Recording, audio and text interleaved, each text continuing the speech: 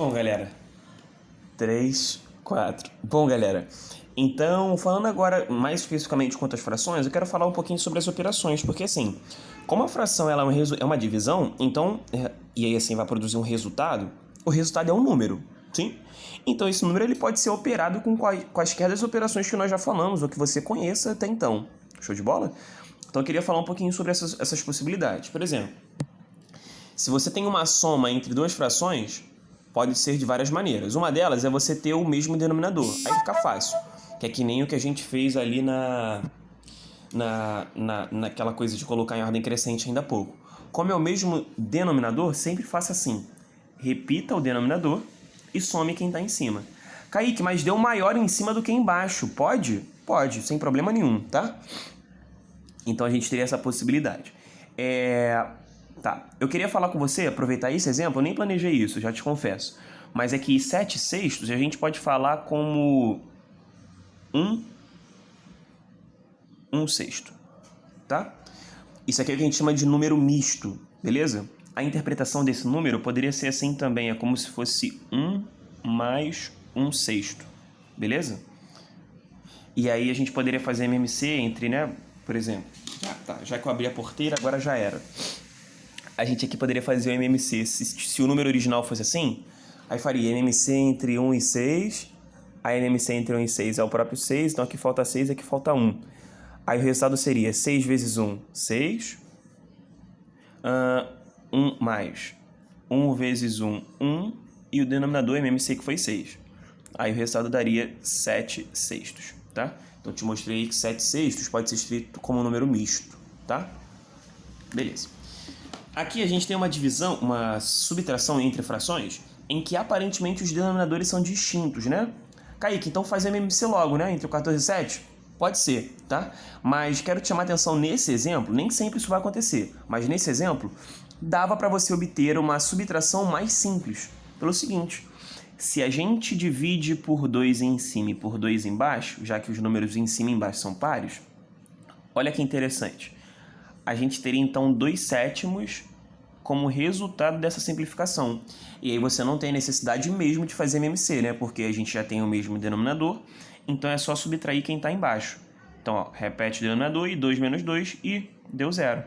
Tem problema dar 0? Nenhum. Quanto que é 0 dividido para 7? 0. É isso, tá?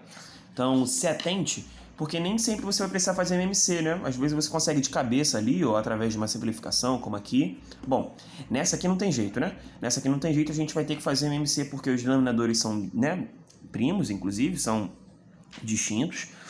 E aí, a partir disso, a gente não vai ter, enfim, outra possibilidade, a não ser que você obtenha os decimais. Só que eu acho que, enfim, eu não quero falar disso, né, fazer dessa maneira. Eu quero falar do MMC, até pra gente dar uma treinada naquilo que a gente falou semana passada. Bom, eu vou escrever aqui embaixinho, tá? O MMC entre 3 e 5 é o 15. Um macetão para você fazer MMC de cabeça, você sempre pode fazer, na real, multiplicação entre os numeradores, tá? Os denominadores, não tem problema não. Sempre vai dar certo. Bom, então se a MMC deu 15, aí a pergunta que fica sempre assim, quanto que falta no 3 para dar 15? Né? Falta 5, porque 3 vezes 5 dá 15. E no 5 falta o 3. Aí a gente pega o 5 e multiplica lá em cima. 5 vezes 1, 5. Repete sinal. 3 vezes 2, 6. E o denominador sempre é o MMC. Sempre, no caso aqui, vai ser o 15. 5 mais 6 é 11, né? Dá 11. 11 quinzeavos. Aí esse seria o resultado. E o resultado tu vê que ele já está irredutível, né? Porque o 11 é um número primo. Então ele só tem dois divisores, 1 e ele mesmo. Como o 15 não é múltiplo de 11, pronto. Já está fechado. Porque não tem como simplificar 15 por 11. Então esse seria o resultado. Eu esqueci de ressaltar os outros.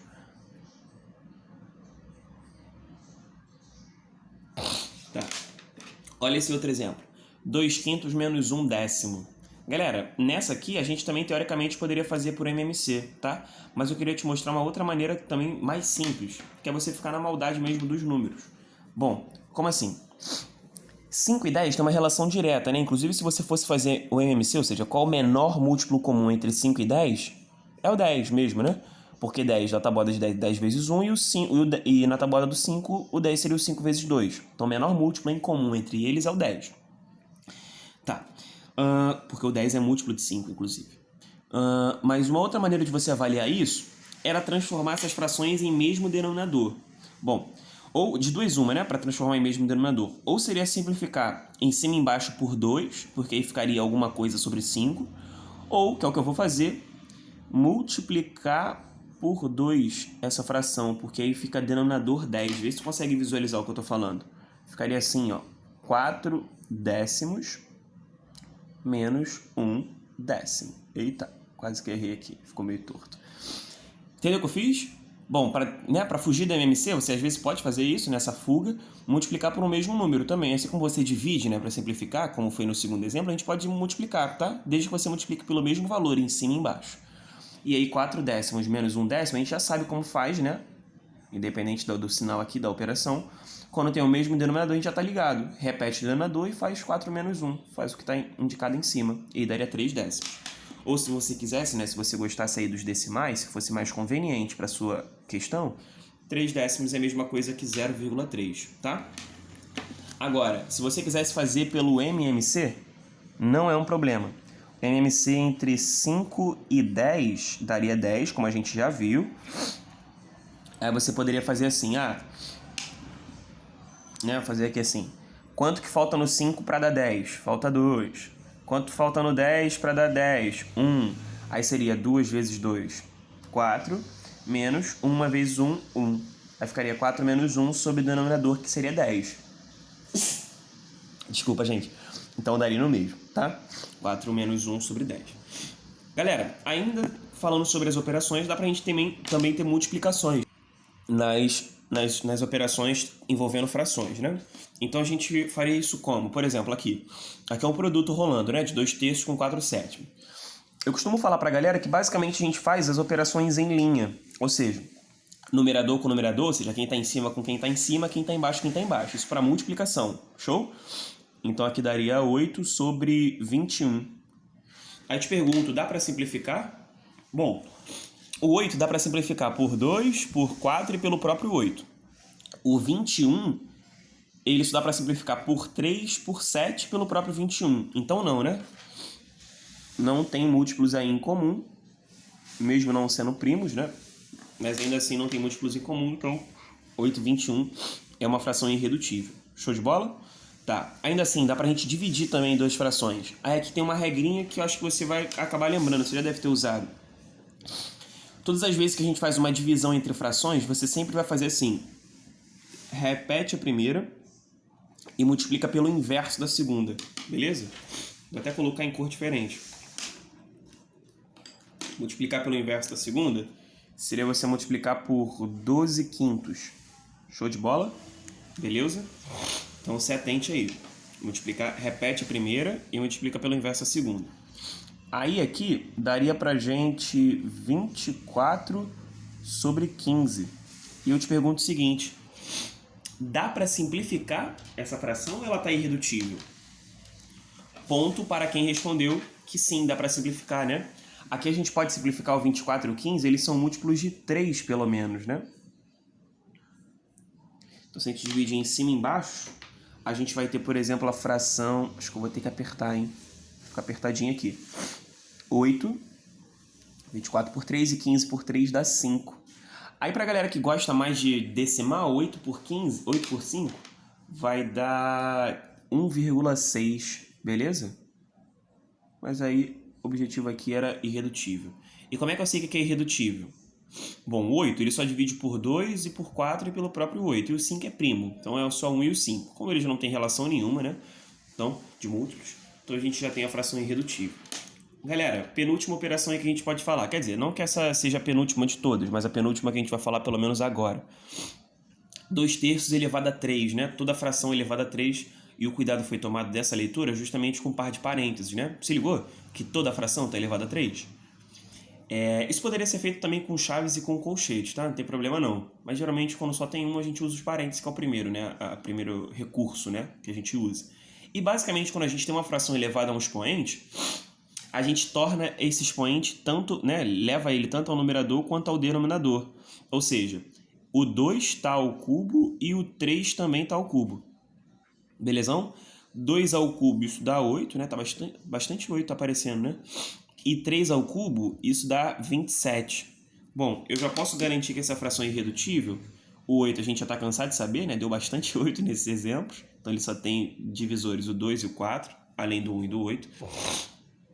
E o 27 é um múltiplo de 3, né? Não tem muita coisa a ver com 8, que é múltiplo de 2. Então, a gente já está na fração irredutível. Além da potenciação, a gente pode ter a radiciação de frações, tá? E a radiciação ela se dá da seguinte maneira. Sempre que for uma raiz de toda a fração, tá? E aí o cuidado que você vai ter que ter desse V, né? Dessa raiz aqui, ela está, né, contemplando todo mundo e não está só no numerador. Sempre que isso acontecer uma raiz de todo mundo, sempre você vai acabar atribuindo essa raiz, e aí o índice aqui é 2, então é raiz quadrada, tanto ao numerador quanto ao denominador, tá? E aí vamos ver os resultados. Raiz de 4 dá 2 e a raiz de 9 dá 3. Beleza? Sim? Então a gente tem aí uma possibilidade. Aí uma parada muito curiosa, né? Eu não sei se você percebeu, mas o resultado ele tem uma relação esquisita com o original, porque vamos lá. 4 nonos, tá ligado quanto que dá 4 nonos? Não? Deixa eu ver aqui. Teríamos como resultado de 4 nonos 0,444. Então isso aqui poderia ser escrito assim, ó, só para te mostrar uma curiosidade. 4, 4, 4 infinitamente. Tá meio parecido com aquilo que a gente viu ainda há pouco, né? Na semana passada. E aí a raiz disso, olha que doido, né? Dá 2/3, que é 0,666, assim por diante. Tá? Então a raiz de 0,444 dá 0,66666, tá? Isso é normal de acontecer. Sempre quando você calcula raízes de números menores entre 0 e 1, o resultado dá sempre maior, tá? A maioria das vezes aí você vai ter essa possibilidade. A maioria das vezes eu digo porque nem sempre a gente vai estar calculando raízes decimais, mas se atente a isso, tá? Uma outra coisa é que nem sempre essas raízes vão ser exatas. Então pode ser que você tenha um número que, sei lá, o numerador tem raiz exata e o denominador não tem, tá? E aí a gente vai depois falar sobre isso, né? Sobre racionalização, né, de denominadores, enfim, coisas desse tipo, mas a princípio eu não quero falar sobre isso, pelo menos não agora, beleza? Então deixa eu só chegar essa folha para cima, que aí você tem bonitinho tudo que rolou. Foi aí? Beleza?